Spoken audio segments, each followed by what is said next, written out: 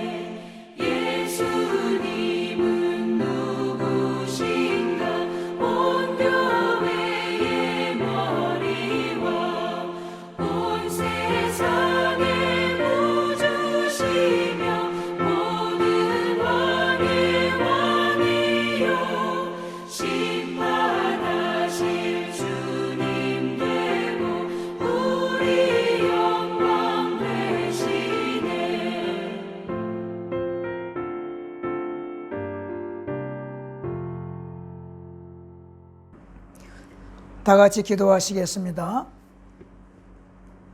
우리를 사랑하시고 지금까지 지켜주신 하나님 감사를 드립니다. 전 세계가 어려움을 당하고 우리가 사랑하는 이웃들과 가족들이 고통을 당하는 이때에 또 우리의 마음이 하나님 앞에 예배하기 어렵기도 하지만 그러나 이것이 우리의 마땅한 의무요 하나님께서 우리의 예배를 기다리심을 알기에 오늘도 예배로 나아옵니다. 하나님, 저희들 이 절망의 시간에서, 죽음의 시간에서, 고통의 시간에서 저희들을 건져 주옵소서. 하나님의 몸된 교회에서 예배하지 못하고 이번 주에도 하나님, 저희들 가정에서 예배합니다. 가정교회를 축복하시고 우리에게 예배하는 모든 성도들 한 사람 한 사람 가정을 지키사 우리가 있는 처소에서 각각 머무는 곳에서 하나님께 예배하오니 이 예배를 받으시고 영광 받아 주시옵소서. 예수 그리스도의 이름으로 간절히 기도하옵나이다. 아멘. 하나님의 말씀 보시겠습니다. 베드로전서 5장 7절에서 11절입니다. 베드로전서 5장 7절에서 11절 말씀 봉독하겠습니다. 너희 염려를 다 주께 맡기라. 이는 그가 너희를 돌보심이라. 근신하라 깨어라. 너희 대적마귀가 오는 사자같이 두루 다니며 삼킬 자를 찾나니 너희는 믿음을 굳건하게 하여 그를 대적하라.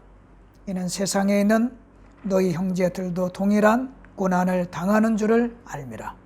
모든 은혜의 하나님 곧 그리스도 안에서 너희를 부르사 자기의 영원한 영광에 들어가게 하시니가 잠깐 고난을 당한 너희를 친히 온전하게 하시며 굳건하게 하시며 강하게 하시며 털을 견고하게 하시리라. 권능이 세세 무궁하도록 그에게 있을지어다. 아멘. 우리 이 시간에 하나님께 헌금 시간 갖겠습니다. 헌금하겠습니다. 찬송 328장입니다.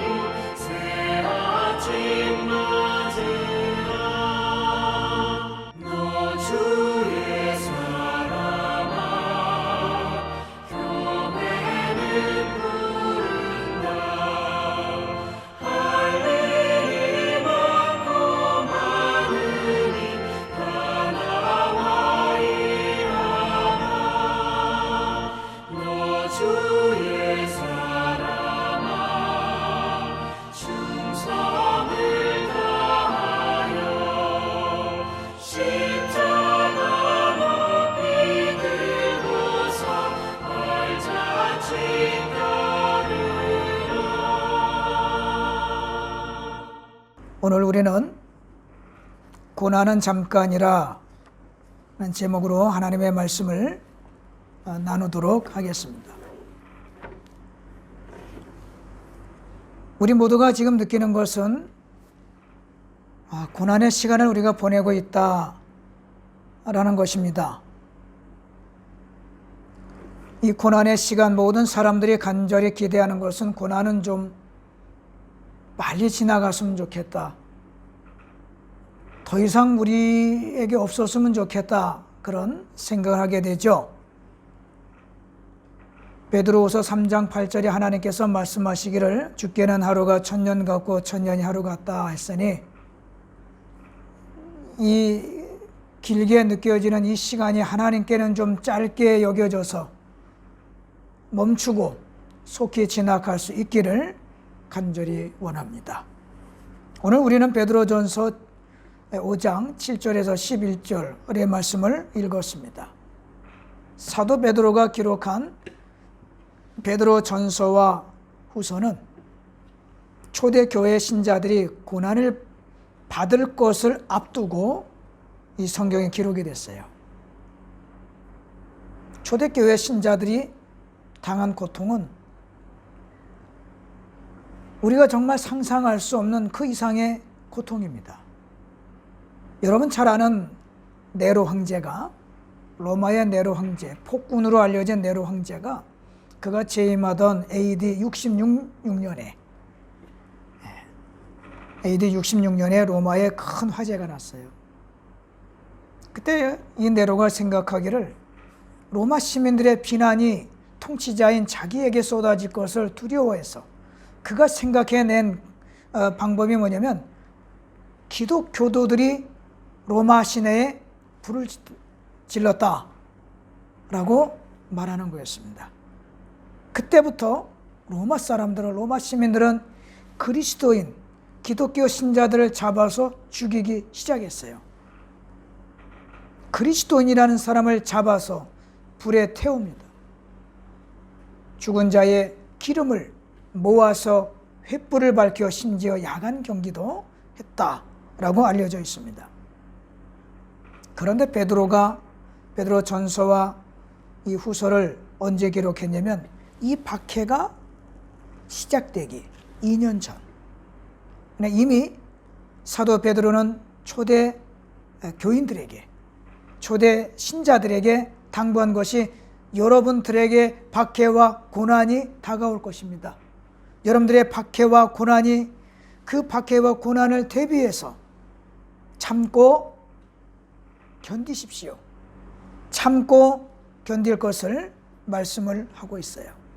지금부터 2000년 전에 이스라엘 사람들이 이 고난과 고통, 죽음과 박해와 그 핍박을 경험했다면 21세기에 우리는 이 코로나라고 하는 이 고난과 고통을 경험하고 있습니다.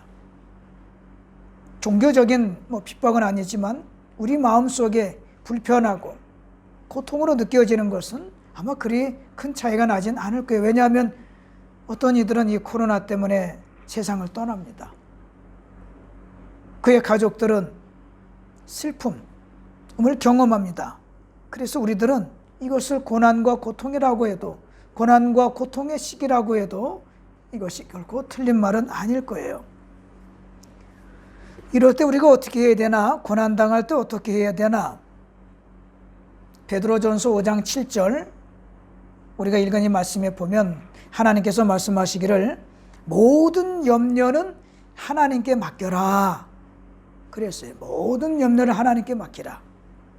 우리가 해보려고 하고 방법도 찾고 그랬는데 지금 이 벌어지는 상황은 좀 진정되는 것도 있지만 이쪽에 진정되는 것 같으면 저쪽에 난리가 나고 그래요.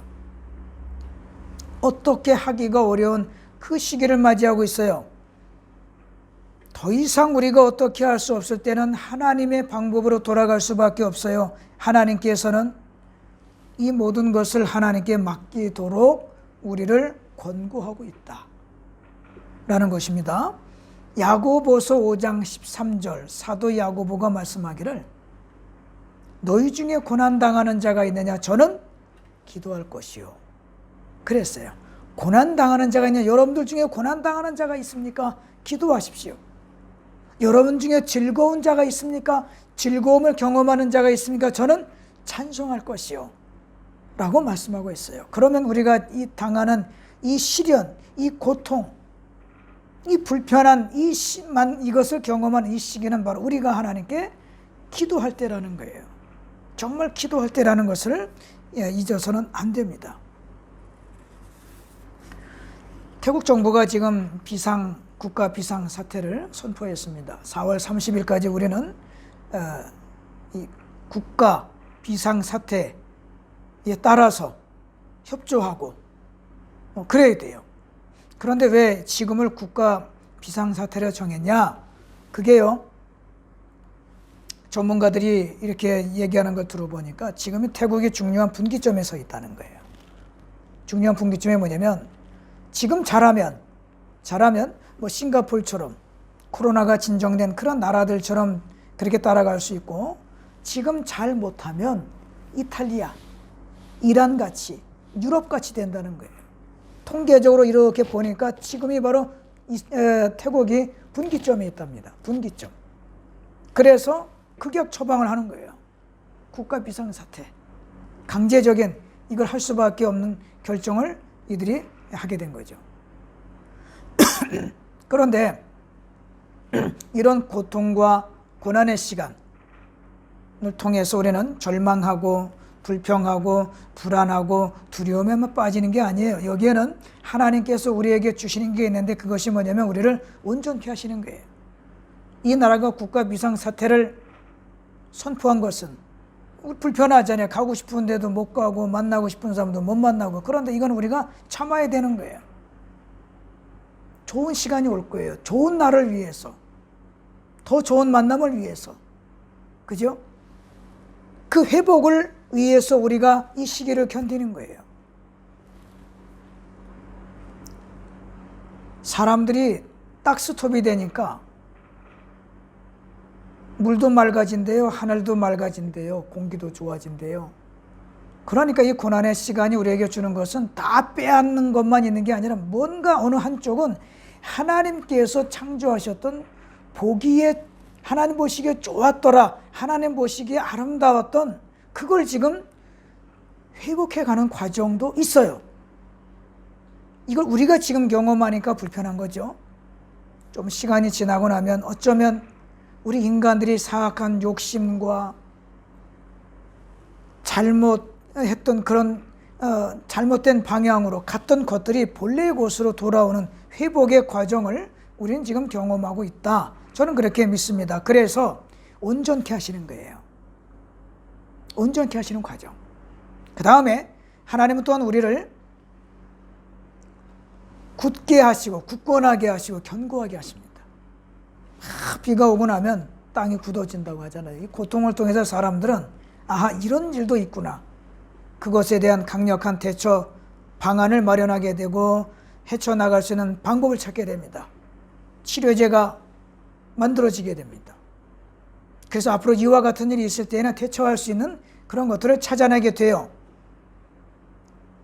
단단하게 되고 굳게 되고 견고하게 되는 거예요. 강하게 되는 것은 우리가 어떤 쇠도 그 뜨거운 불 속에 달궈진다고 그러잖아요. 뜨거운 불 속에 막 녹아내립니다. 시뻘겋게 된 그 불덩어리가, 그 쇠가 찬 물 속에 탁 담궈져. 두드러 맞죠. 이런 과정을 통해서 그 어떤 것도 잘라낼 수 있는 강력한 칼이 되는 거예요. 하나님은 이러한 시간들을 통해서 우리를 잃게만 하시는 게 아니라 하나님이 만드셨던 그 본래의 모습대로 다시 한번 시작해 가실 거라고 믿습니다. 고난을 통해서 욥은 강한 신앙을 소유할 수 있었던 것처럼 이때에 우리가 불평만 할 게 아니에요. 또 원망만 할 것이 아니라 더 좋은 것을 향하여 인내하고 또 하나님께 집중하고 하나님을 바라보는 그 시선을 가져야 할 때입니다. 그래서 저는 이 고난을 통해서 인생이 역전된 사람들을 세 사람을 소개해 드릴 건데, 첫째가 야곱이에요. 야곱하게 되면 아주 사기꾼 아닙니까? 아버지 속이고 형 속이고 도망갔잖아요. 그런데 이 말년의 야곱은요, 하나님이 자기에게 주려고 했던 것, 하나님이 계획하신 그것을 자기가 얻기 위해서, 어쩌면 차남이기 때문에 받을 수 없다는 걸 알면서도 그것을 받기 위해서 자기 목숨까지도 아깝지 않을 정도로 달라붙었던 사람이, 그 모험을 했던 사람이 야곱이에요. 야복강에서 저 건너편에 에서가 기다립니다. 군사 400명을 데리고 와서 죽이겠다고 기다립니다. 그러나 그때 야곱은 천사를 붙들고 기도해요. 죽음이 기다리는 그 앞에서 천사의 환도뼈를 치면서, 천사가 야곱의 환도뼈를 쳤지요. 그때에 그는 그 강을 건너지 못하고 먼저 보낸 가족들을 만나지도 못하고 죽을 수도 있어요. 그렇지만 야곱은 버티고 견뎌서 그의 삶이 하나님 앞에서 정말로 놀라운 언약의 백성, 언약의 조상으로서의 그 몫을 감당하게 된 것을 보게 됩니다. 두 번째는 히스기야예요. 히스기야 왕은 평생에 두 번의 위기를 겪게 되는데, 하나는 그 나라가 아시리아의 산헤립 때문에 멸망이라는 존폐 위기를 경험하게 되고, 그 다음에 두 번째는 뭐냐면 자기가 병 걸려요. 죽을 병에 걸려서 이제 세상 떠날 날을 목전에 두고 있는데, 이 히스기야가 하나님 앞에 기도하는 거예요. 벽을 보고 기도했다 그랬어요. 벽이 뭐예요? 절망이에요. 지금 어떤 분들은 벽밖에 안 보여. 이러한 시간에 히스기야는 하나님 앞에 그 벽, 절망을 바라보면서 하나님 앞에 기도해서 15년 동안 그의 생명을 연장을 받게 됩니다.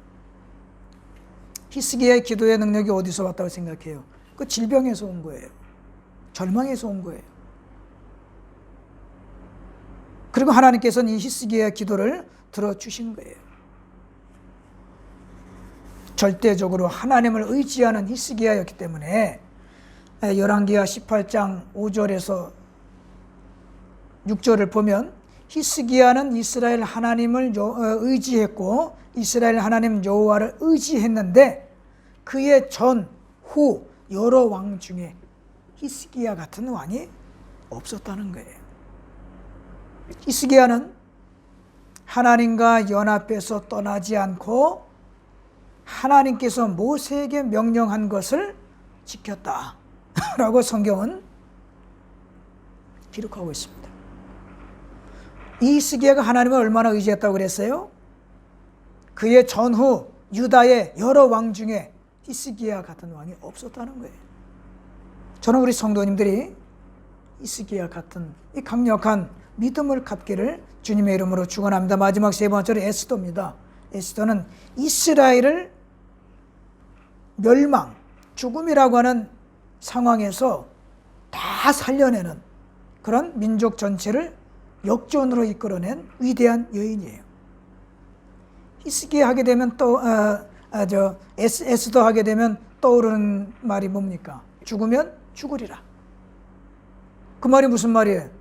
죽게 되면 죽겠다는 거예요. 이 말이 왜 나왔냐면 아하수에로 왕 시대에 하만이라고 하는 아주 나쁜 그 신하가 있었어요. 이 하만이 아하수에로 왕에게 이스라엘 백성들을 저들은 왕 당신을 진정으로 예배하고 섬기는 백성이 아니니 저들을 마땅히 죽이는 것이 마땅하다고 이렇게 거짓말을 합니다. 모략을 꾸며요. 이 사실을 알게 된 모르드게가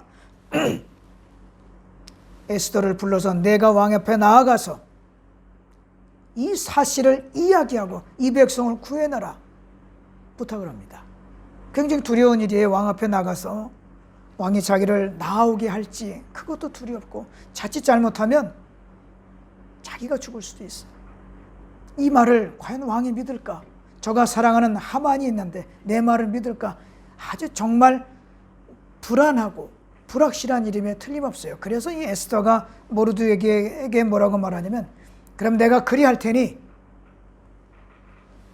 모든 유대인들에게 말하기를 나를 위하여 3회를 금식하며 기도하게 해주시오. 나도 죽게 되면 죽겠습니다 하면서 왕 앞에 나아갔고 그 결과는 뭐였습니까? 하나님의 에스더를 축복하사 아하수에로 왕의 마음을 돌이키시고 하만은 죽게 하고 이스라엘 민족은 다 살리게 하셨어요. 이스라엘 민족은 저들이 당한 고난이 다시 한번 새 역사를 시작하는 놀라운 역전의 기회로 맞이하게 된 겁니다. 우리 사랑하는 성도님들, 지금 이 시기는 심각하고 어려워요. 참 불편해요. 그러나 하나님께서 이 시기를 아마 저는 쓰실 거라고 믿습니다. 뭐냐면 지금이 우리 기독교에서는 어떤 절기냐면 사순절이에요.